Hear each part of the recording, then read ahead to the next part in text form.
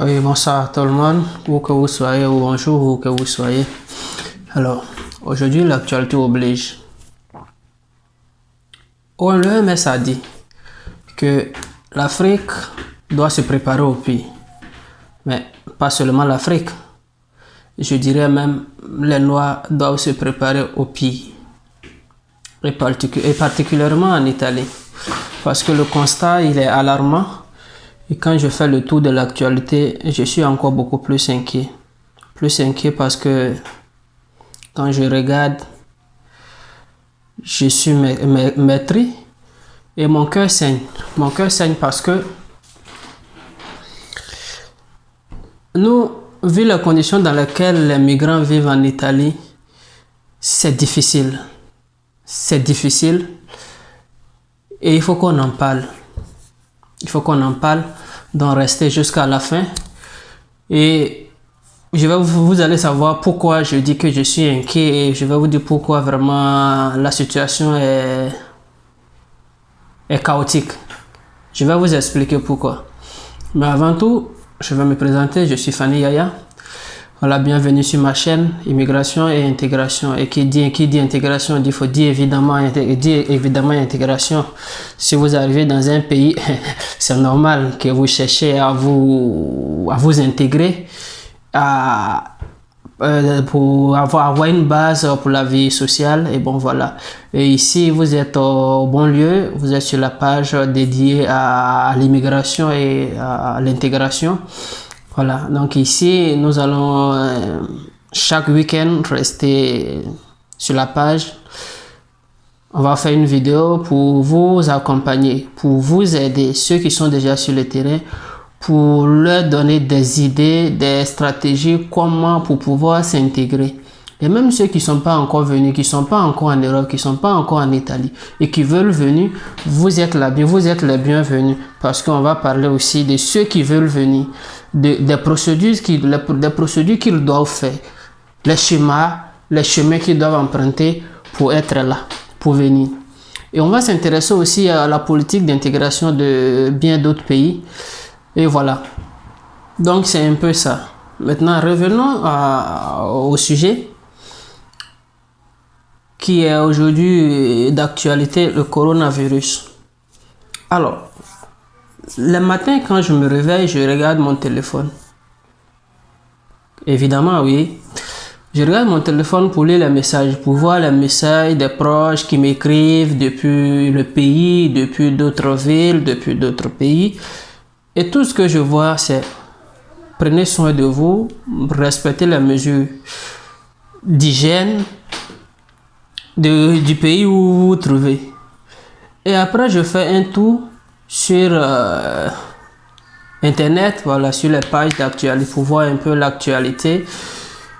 Et je vois qu'il y a beaucoup plus d'autorités, de cadres, pas forcément pas forcément des hommes politiques, hein, voilà, des Italiens qui se plaignent toujours du fait que les migrants, les Noirs ne respectent pas, les étrangers ne respectent pas les mesures de sécurité des autorités. Alors, et je fais le constat, j'ai eu à causer avec certains de mes proches, certains amis, des filles ou des garçons, qui me disent que c'est difficile pour eux de rester à la maison. Ah bon? Mon ami, c'est difficile pour toi de rester à la maison? Mais où en sommes-nous? Mais je ne comprends pas. Parce que tu ne restes pas à la maison parce que tu veux rester à la maison. Tu ne restes pas à la maison parce que tu as le choix de rester à la maison. Non, mais tu restes à la maison parce que tu dois rester à la maison. Tu dois activer le système, les deux, c'est le système LMD. Attivi il sistema LMD. Cosa vuol dire LMD? Ci sono due tipi di sistemi LMD. Il primo, lavarsi, mangiare, dormire. Il secondo sistema è leggere, mangiare, dormire. Alors, fais l'un des deux. Tu n'as pas le choix. Déjà, ici, il y a un groupe qui pense que nous, les étrangers, nous sommes les bienvenus. Il y a un autre groupe qui pense que nous ne sommes pas les bienvenus. Alors, on donne raison à qui si on ne respecte pas ces règles d'hygiène? Mais allons-y quand même mesurer un peu la gravité de la situation. Si jamais je touche du bois, un seul immigrant est touché, mais c'est une vingtaine qui est exposée, c'est une vingtaine qui sera contaminée. Pourquoi? Je m'explique. Parce que nous savons que la plupart d'entre nous vivent dans des camps d'accueil, dans des centres d'accueil, dans des camps de réfugiés, dans des centres d'accueil. Et dans ces centres-là, on est souvent plus de 20, de 30, de 50. Dans certains centres d'accueil, ils sont plus de 100. Et tous ceux-là vivent ensemble.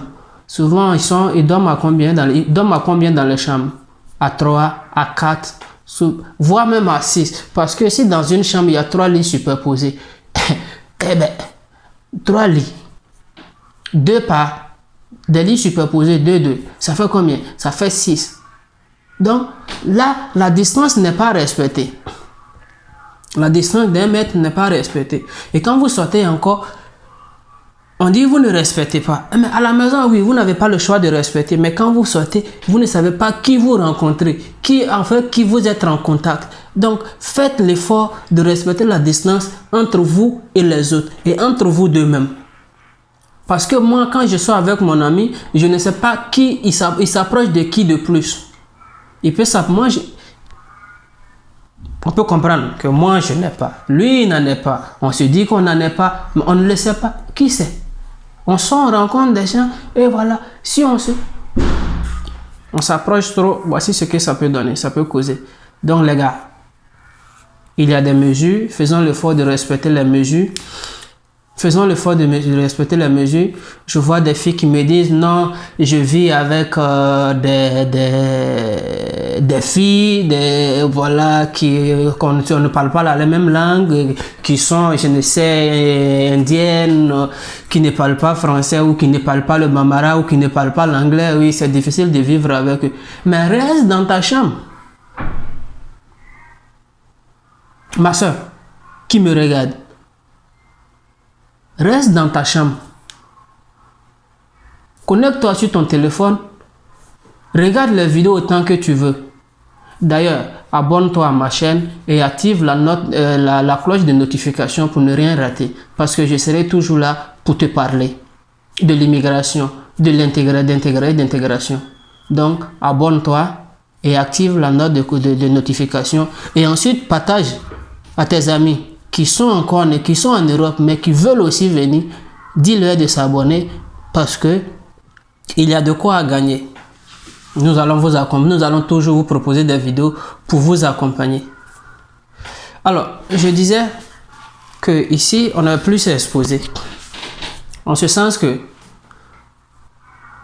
les conditions dans lesquelles nous vivons dans les centres d'accueil ne répondent pas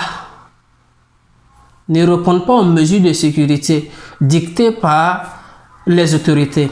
Et actuellement, même s'ils ont la volonté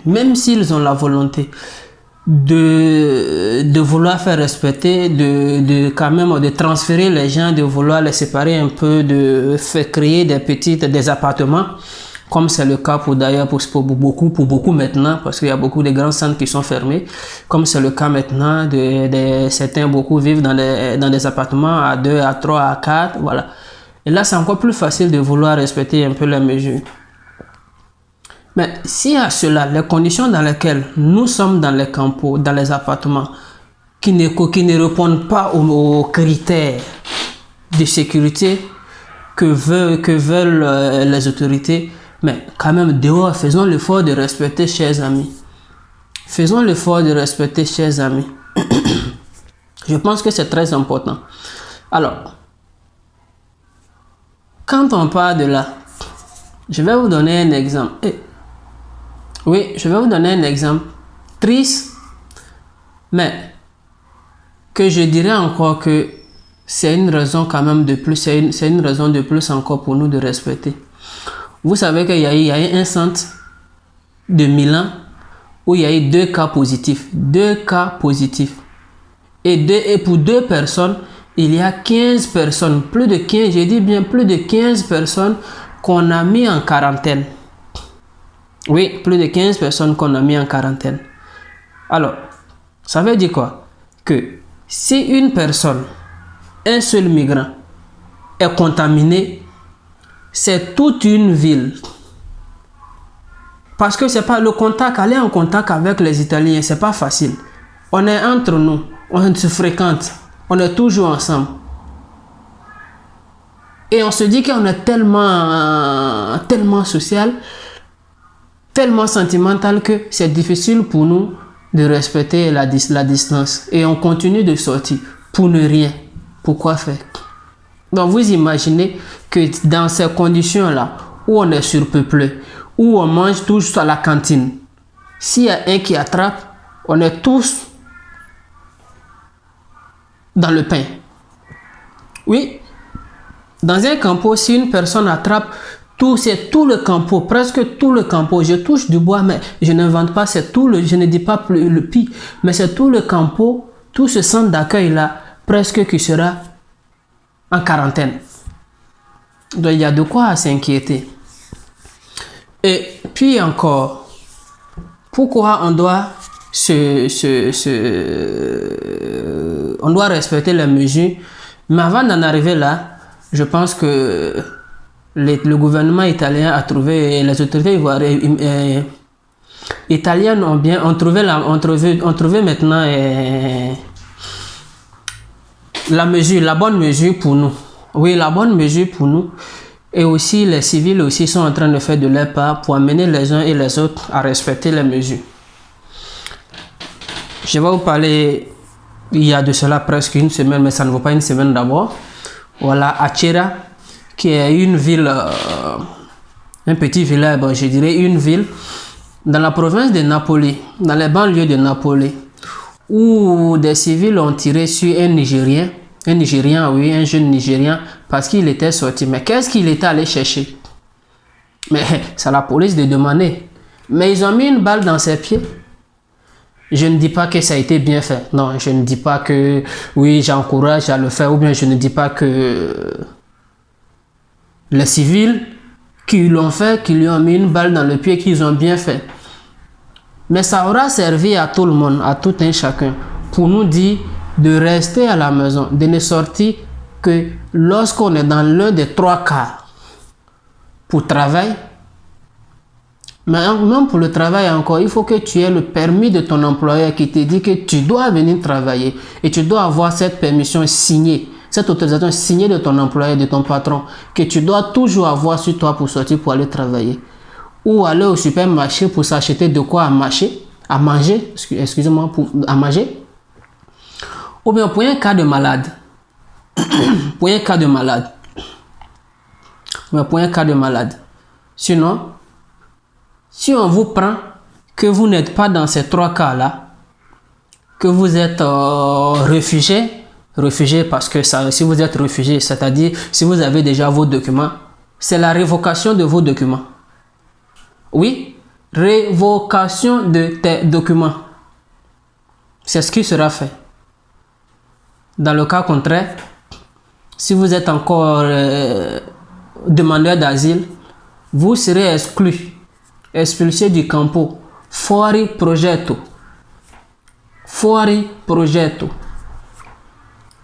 C'est ce qu'on va faire. Et c'est ce qu'ils ont décidé de faire maintenant.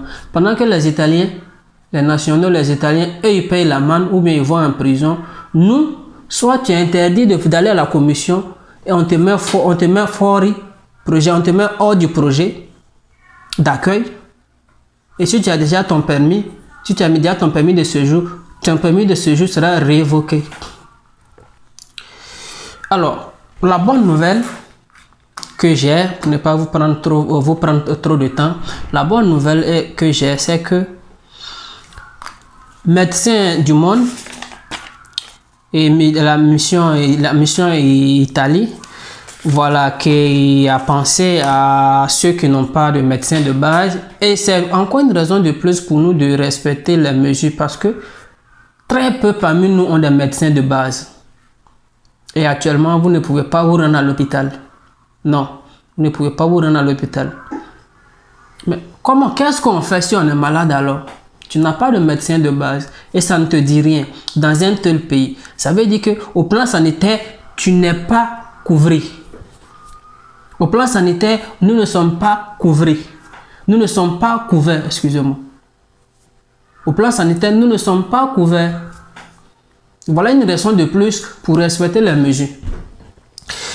Mais comme ils sont gentils, ils sont humains. Voilà, il y a des numéros disponibles. Ils ont mis des numéros disponibles pour tous ceux, les migrants, les réfugiés, demandeurs d'asile, qui n'ont pas de médecin de base. Il y a un numéro vert, il y a un numéro Laika. Oui, évidemment Laika parce que c'est ce que les blacks ont, les noirs, les étrangers ont. C'est le sans pouvoir faire de publicité, mais c'est le. Voilà, c'est la société où les gens sont beaucoup abonnés. Voilà, c'est l'abonnement que beaucoup de personnes ont. Voilà. Donc, voici ce qui va se... Voici le numéro qui est là que je vais donner. 800 905 570. Et le numéro Laika est 35 11 37 63 35. Voilà. Donc, c'est ce que j'avais à vous dire. Faites l'effort de respecter les mesures de sécurité parce que nous sommes plus en danger et nous sommes les plus vulnérables. Et il y a une raison de plus vraiment de faire l'effort de respecter ces mesures-là et de refuser, d'arrêter de croire que nous sommes immunis, que nous sommes très résistifs à la maladie. Personne n'est résistible à cette maladie. Personne n'est résisté à cette maladie. On compte très peu de contaminés parmi nous parce qu'on est très peu en contact. Depuis le début, on est très peu en contact avec les Italiens, avec les Chinois. On est très peu en contact avec les personnes contaminées. On a très peu été en contact avec eux. On a été très peu dans les lieux où les gens ont beaucoup été contaminés. Je veux dire les lieux qui attirent plus la foule, plus le monde. On a été très peu dans ces endroits-là. Voilà, c'est tout. Sinon, ne pensez pas que c'est la magie ou bien c'est parce que Dieu nous aime que tout le monde, qu'on n'est pas contaminé. Si c'était le cas, ça ne serait pas, la maladie n'allait pas arriver en Afrique là-bas. Oui, la maladie n'allait pas arriver en Afrique là-bas. Donc, prévention, vigilance, vous avez compris. Donc, je reviens. Abonnez-vous. Activez la cloche de notification pour ne rien rater parce que chaque week-end je serai avec vous.